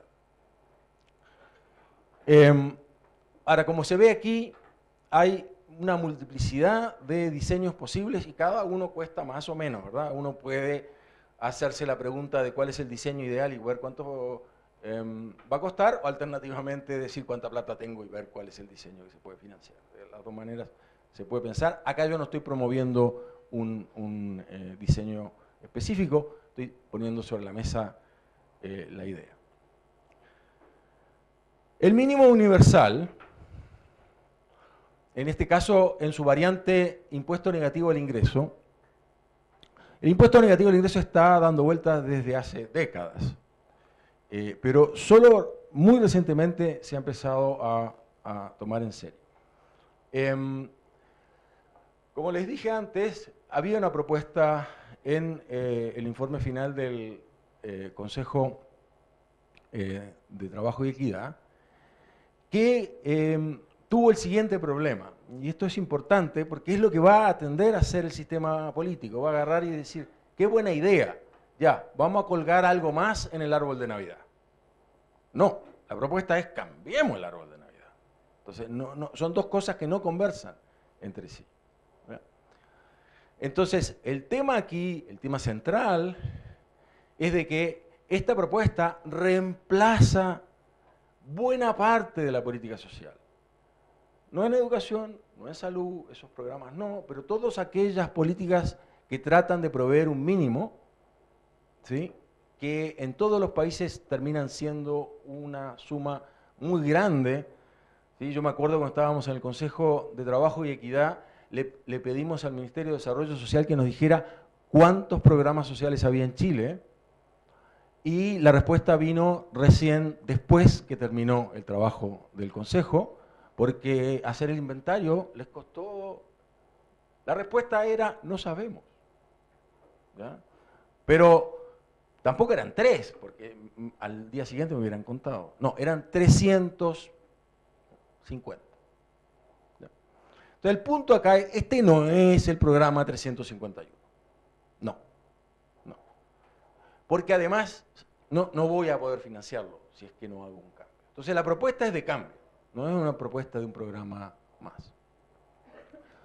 Ok, y la idea aquí es que básicamente, si ustedes quieren el servicio de impuestos internos, haga política social. Puede ser el servicio de impuestos internos o no, pero el servicio de impuestos internos sabe cuánto ingreso tienen las personas. Acá obviamente todo el mundo tiene que empezar a declarar, hay una serie de condiciones de detalle que no están aquí. Y el servicio de impuestos internos cobra y el servicio de impuestos internos paga. Bueno, esencialmente eso es lo que consiste esta política. Aquellos que tienen más ingresos pagan, aquellos que tienen menores ingresos reciben un cheque. Y ese subsidio, ese cheque, es lo que se llama un impuesto negativo, ¿verdad? Por eso impuesto negativo al ingreso. O sea, los impuestos negativos, la creación de esta idea del impuesto negativo es la novedad. Ok, también si tenemos un impuesto negativo al ingreso que da lugar a un mínimo, muchas de las políticas laborales que tienen como objeto proveer de ese mínimo empiezan a perder sentido. Y pienso yo, es posible argumentar de que ahora tenemos montada una red efectiva que va a cumplir la misma función sin generar las mismas distorsiones. Hay un tema importante del que voy a hablar muy brevemente después, me estoy empezando a quedar sin tiempo, que es el tema del diseño de la política social en Chile, pero no solo en Chile. Esto no es un defecto de la política social chilena, es un defecto de la política social en el mundo en general. Las políticas sociales dicen, básicamente, si usted tiene menos de determinado ingreso o un determinado puntaje en la ficha, ¿verdad? Da lo mismo cómo se implemente. Si usted tiene menos de determinado ingreso, tiene derecho a tales beneficios. Si tiene más de ese ingreso, no tiene derecho. Ahora, ustedes se dan cuenta de que eso, de que haya lo que uno puede llamar un límite duro, ¿verdad? En que yo, del lado de acá, estoy amparado por un montón de programas sociales y del lado de allá no tengo ninguno, hace que ese paso tenga impuestos confiscatorios. Por impuestos confiscatorios quiero decir que al final yo pierdo más de lo que gano. ¿Ya? Gano un peso más en el extremo y pierdo todos mis beneficios sociales. Así es el diseño del sistema de política social en Chile. Lo ha sido siempre. ¿Sí? En algunas circunstancias tiene sentido, pero yo creo que esas circunstancias ya no existen.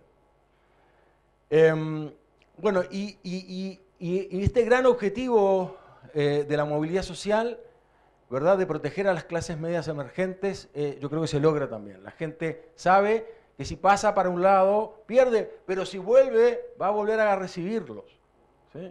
Y además, bueno, acá se van quitando en forma gradual y no en forma tan brutal los beneficios sociales. Por lo tanto, no hay ningún límite duro, ¿verdad? Voy perdiendo gradualmente. A medida que yo voy ganando más ingresos, voy perdiendo gradualmente las transferencias. En esta propuesta hay 4 incentivos a la formalidad, ya las dije, acá están agrupadas un poco para poner énfasis de que en este conjunto de propuestas hay algo potente en términos de aumentar la formalidad, con todos los beneficios que eso trae, de mayor productividad, de que la gente está amparada por la red de protección, etc. Acá está el tema de las contribuciones, la red de protección universal que permite modificar el marco regulatorio del mercado laboral y muchos de los temas que se hablaron antes, ¿verdad?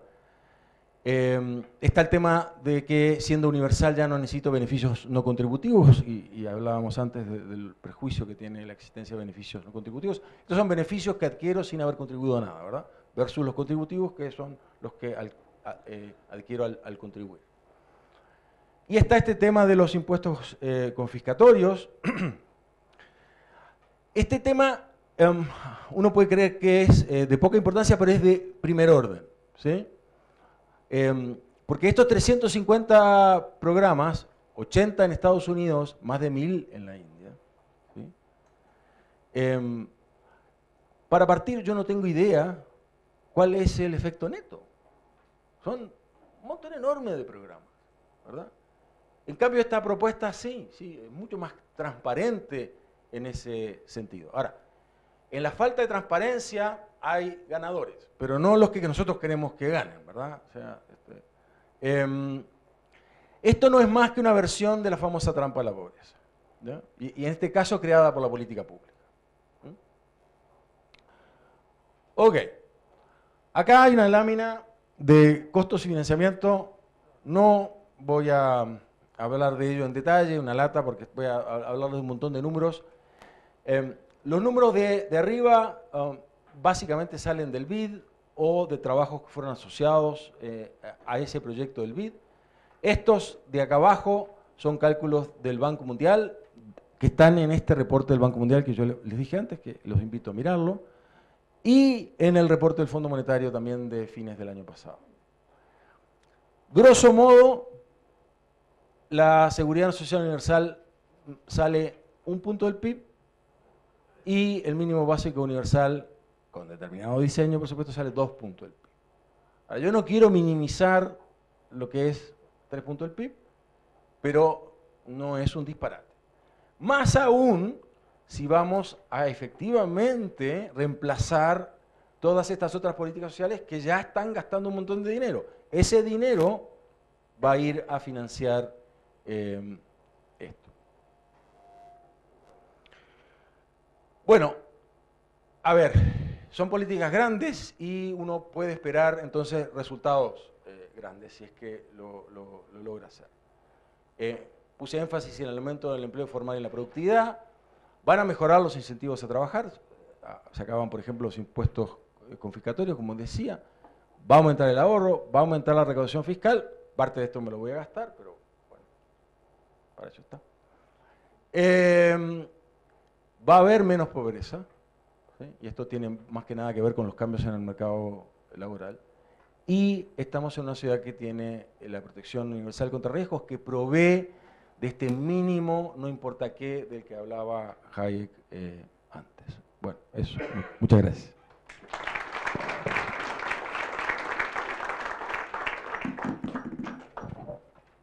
Muchas gracias. Ahora comentará este documento de trabajo el señor Salvador Valdés, investigador de CLAPES UC.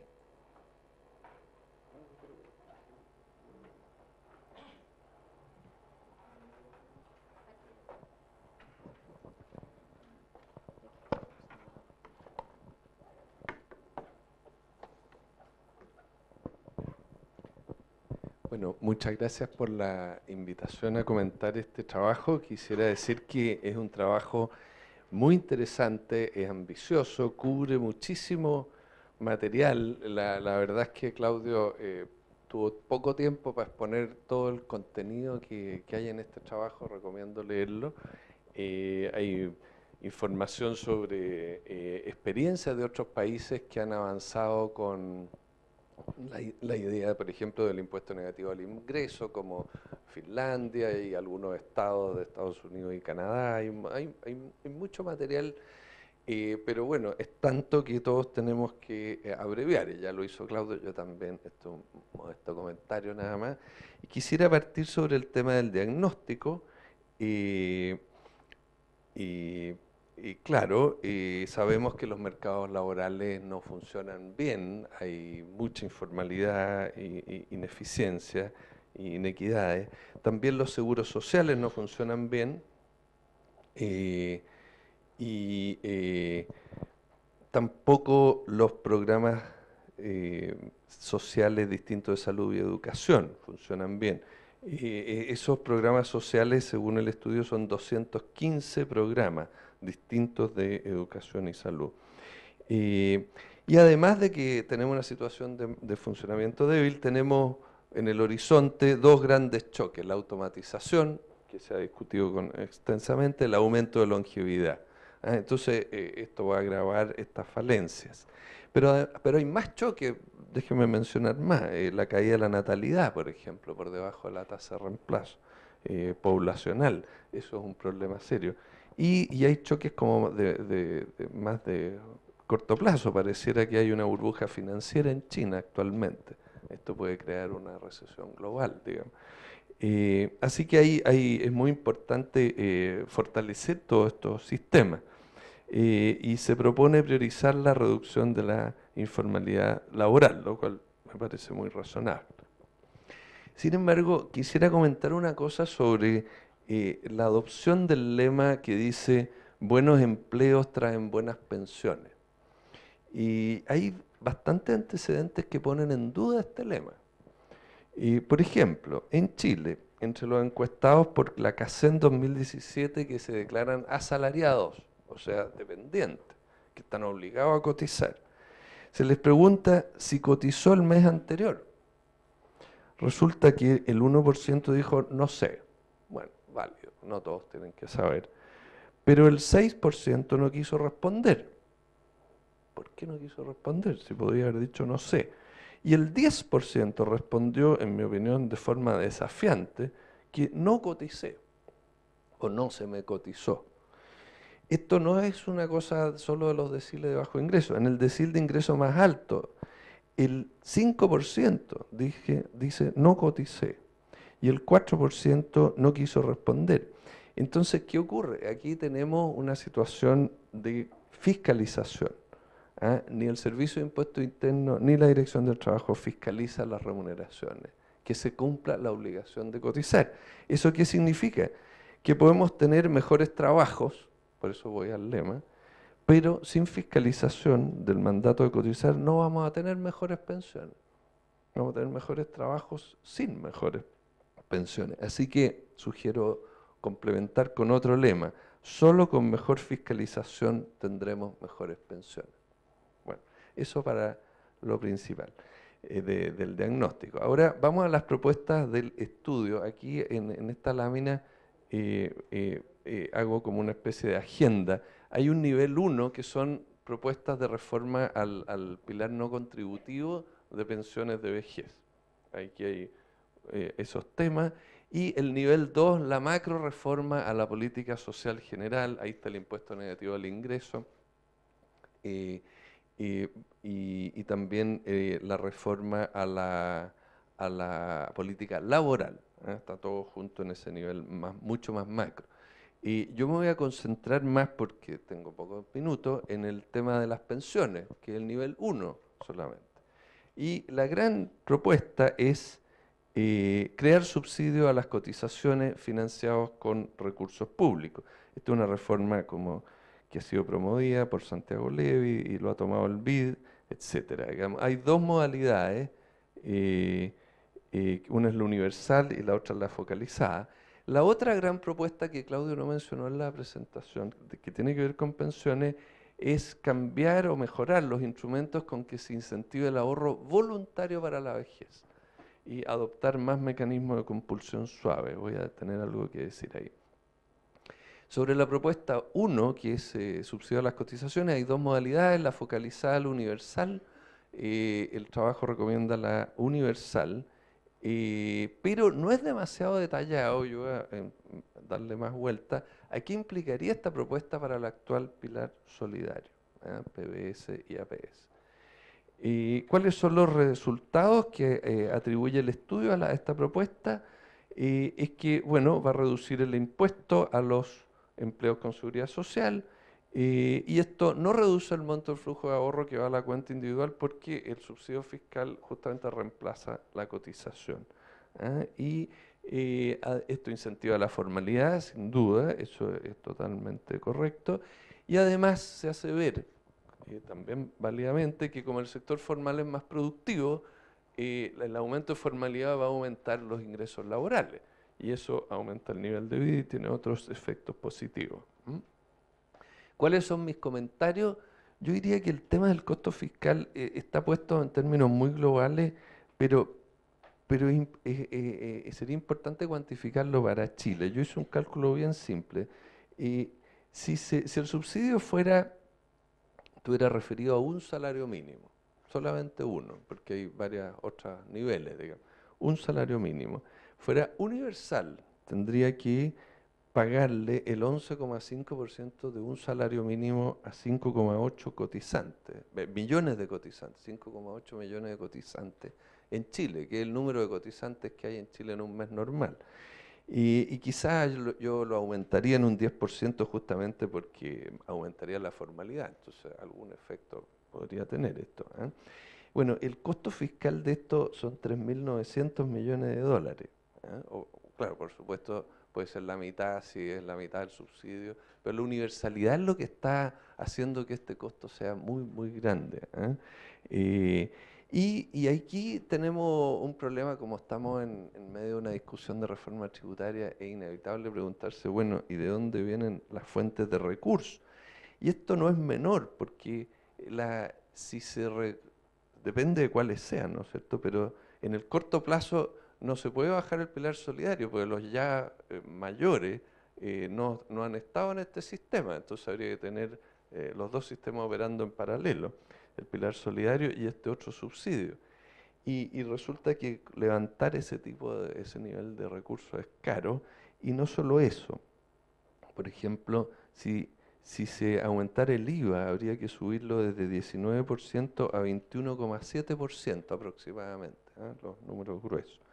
Y el problema, o también podría alguien proponer aumentar los tributos al empleo formal, ya, pero lo que quiero decir con esto, para hacer ver, es que esto podría aumentar la informalidad laboral, que va contra los objetivos buscados. Entonces, esto es muy importante, la magnitud y cómo se financia. Yo sugiero profundizar en ese punto. Hay otro punto que es la incidencia esperada del subsidio. El estudio argumenta, yo creo que en muy buenas razones, que en general al sector formal hay una alta elasticidad de oferta de trabajo, ¿eh? Si esa elasticidad fuera mayor que la elasticidad de la demanda por empleos formales al salario, que es un tema que habría que tratar con más cuidado, si esto fuera así, entonces la fracción del subsidio captada por los empleadores sería bastante alta. O sea, hay que ver la incidencia. Es decir, los salarios de los trabajadores subirían poco y los costos del empleo para los empleadores bajarían bastante. Si es que entendí bien la lógica de esto. Bueno, después está el tema del financiamiento. La propuesta se dijo en una línea. Lo que hace es hacer transitar al pilar no contributivo de las pensiones desde reparto a capitalización. ¿En qué sentido? Lo que ocurre es que en la actualidad el reparto, que tiene un determinado tamaño, el gobierno dice que lo va a ampliar, digamos, en los próximos días va a hacer unos anuncios. Todo esto está financiado con rentas generales contemporáneas al momento del gasto. La contemporaneidad hace que económicamente sea equivalente a reparto puro, el sistema que tenemos hoy en el pilar solidario. Y en el sistema propuesto, en cambio, sería distinto, porque el Estado estaría financiando cotizaciones que ganarían intereses durante la vida del trabajador. Y por lo tanto se formaría, eso es un mecanismo de capitalización. Ahora, el problema es la transición, porque durante toda una vida laboral de la fase de transición, que puede durar 40 años, no podemos cortar los beneficios actuales, porque los mayores ya no recibieron subsidio de cotización. Entonces habría que mantener el actual pilar solidario, pero habría que además aportar a los jóvenes este nuevo subsidio de las contribuciones.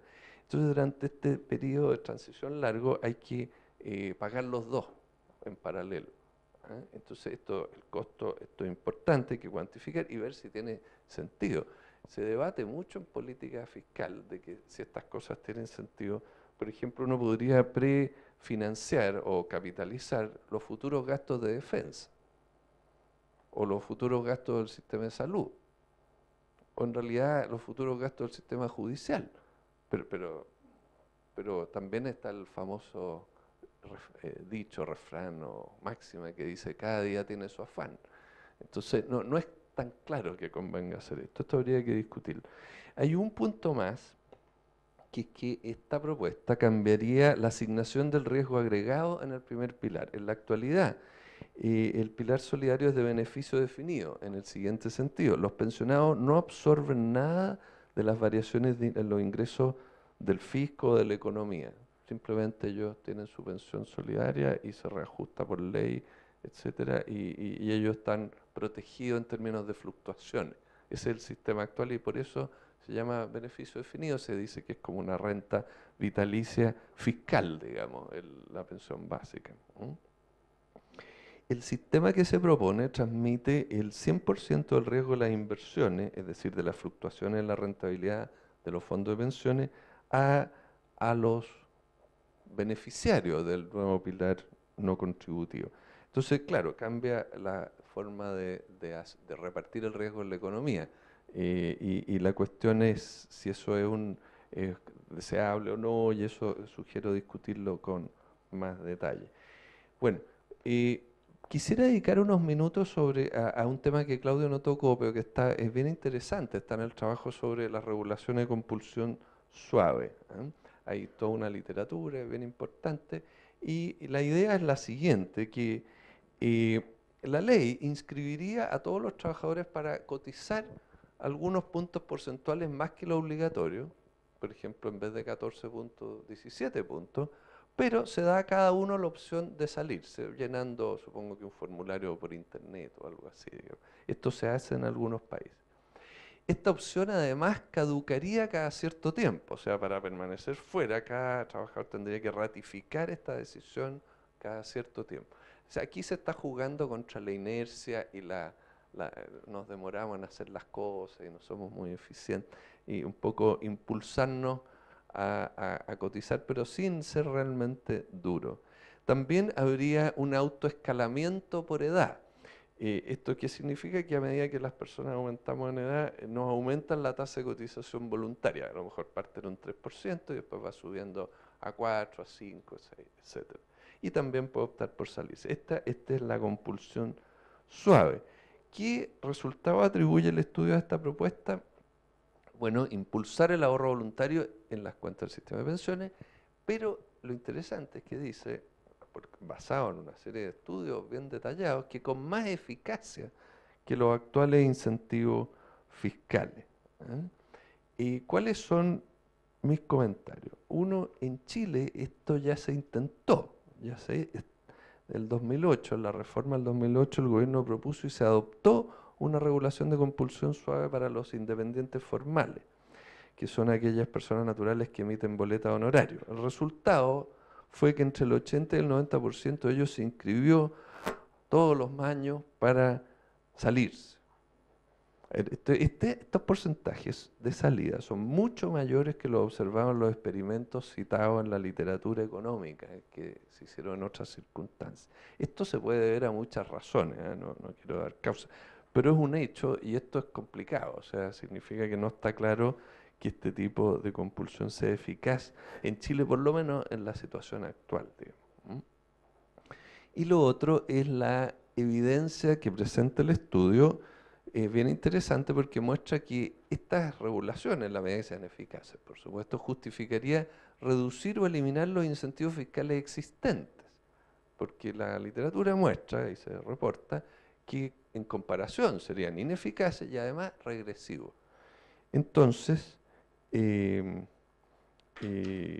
sería interesante ver cuánto sería el ahorro fiscal, a lo mejor ayuda a financiar el otro subsidio a las cotizaciones, habría que ver el monto. Bueno, una última lámina muy breve sobre la macro reforma a la política social y a la política laboral, impuesto negativo al ingreso. Como decía al principio, abarcaría 215 programas, de ellos no más de una docena son de pensiones, y esto tiene dos modalidades, se discute con bastante profundidad en el trabajo. Está el ingreso básico universal, que claro, siempre tiene que ir acompañado de alguna modalidad de financiamiento, y el impuesto negativo al ingreso, que es un paquete que va con una modalidad de financiamiento, y en ambos casos se reemplazaría, para financiar esto hay que reemplazar buena parte de los programas, de esos 215 programas sociales, por este otro macro programa. Yo simplemente los invito en esto, por las aras del tiempo, a revisar el trabajo. Hay un montón de material, es bien interesante, es bien ambicioso, obviamente, algo así, pero sí, efectivamente, se está estudiando en serio en muchos países y los organismos internacionales lo están haciendo, entonces esto por lo menos hay que estar informado y empezar a meterse en esto, y creo que en eso el trabajo de Claudio nos hace un gran favor a todos, y así que lo recomiendo. Muchas gracias.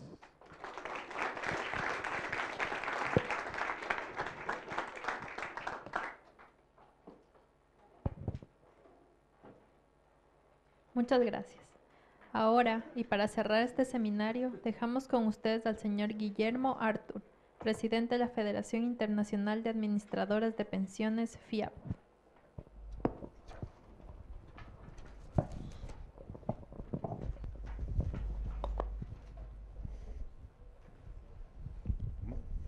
Aquí me pusieron uno en la solapa. No, nada. Bueno, gracias.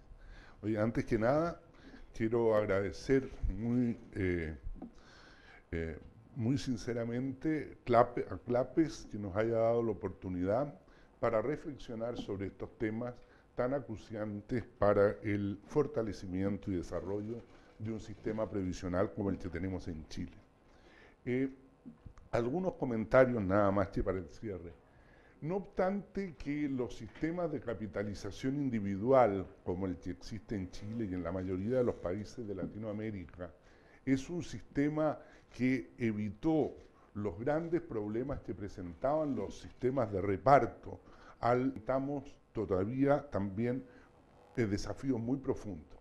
Los sistemas de reparto ya se sabe, incluso algunos economistas lo han comparado con la pirámide de Madoff, ¿no es cierto? Porque cuando ya toque pagar las pensiones de los trabajadores que se van a jubilar en el futuro, no habrá nuevos entrantes y nuevos trabajadores jóvenes para financiarla.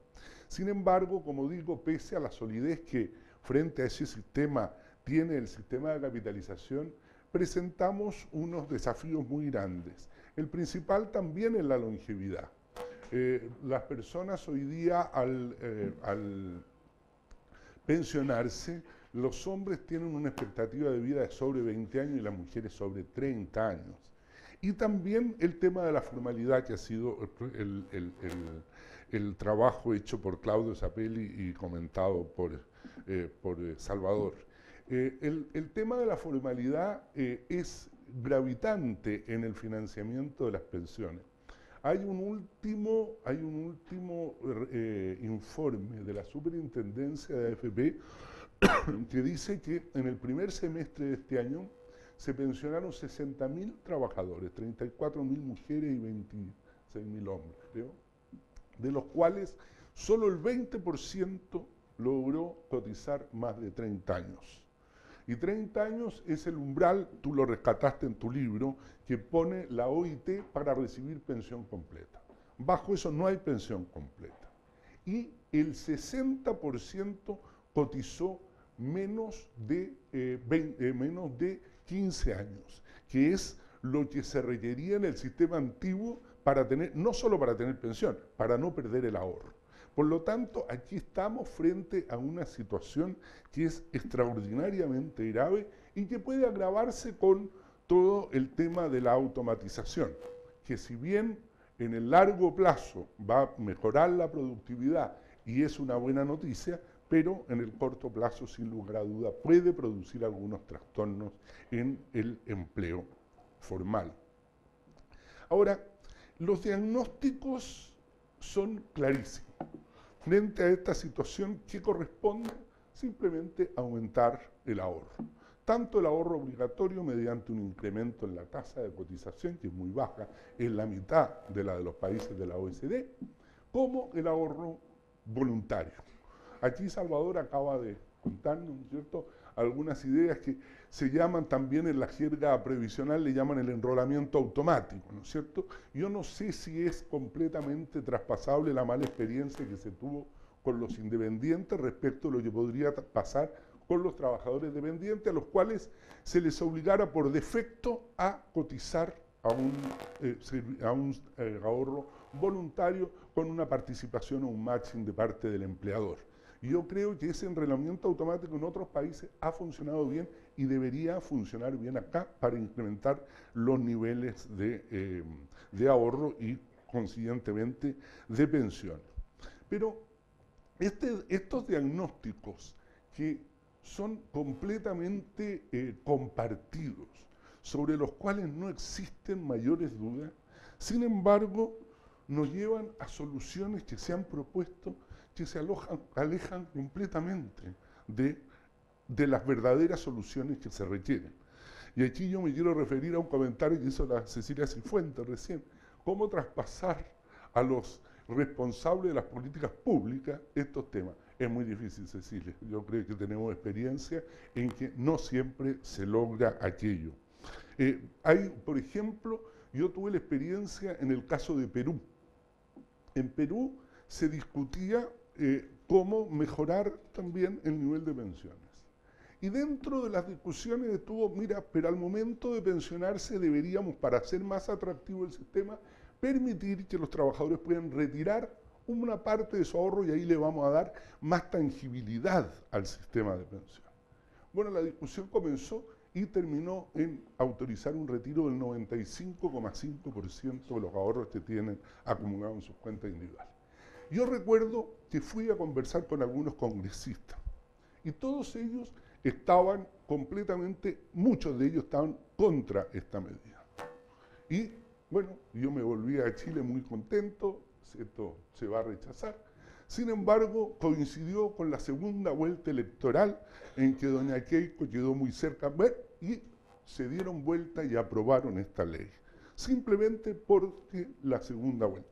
Entonces, yo respecto de la aspiración de que las políticas públicas respondan a las soluciones técnicas que se establecen, yo no siempre soy muy optimista.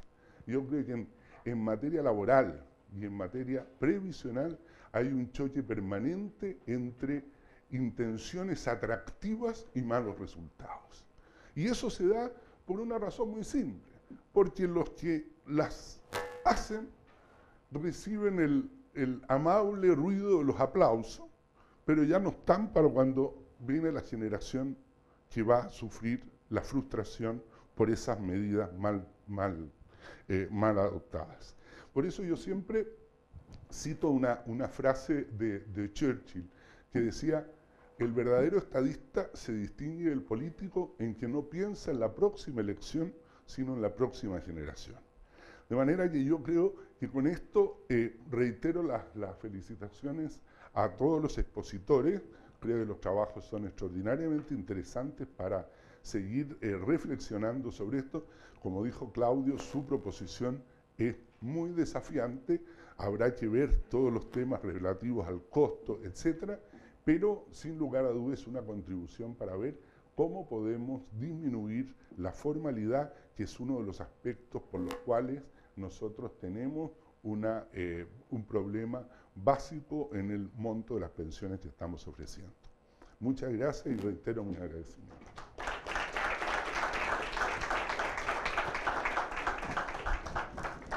Muchas gracias. De esta manera damos por finalizado este seminario. Les agradecemos a todos su presencia aquí y a quienes nos siguieron por stream. Les recordamos que al final del día las presentaciones y el video de este seminario estarán disponibles en nuestro sitio web. Muchas gracias.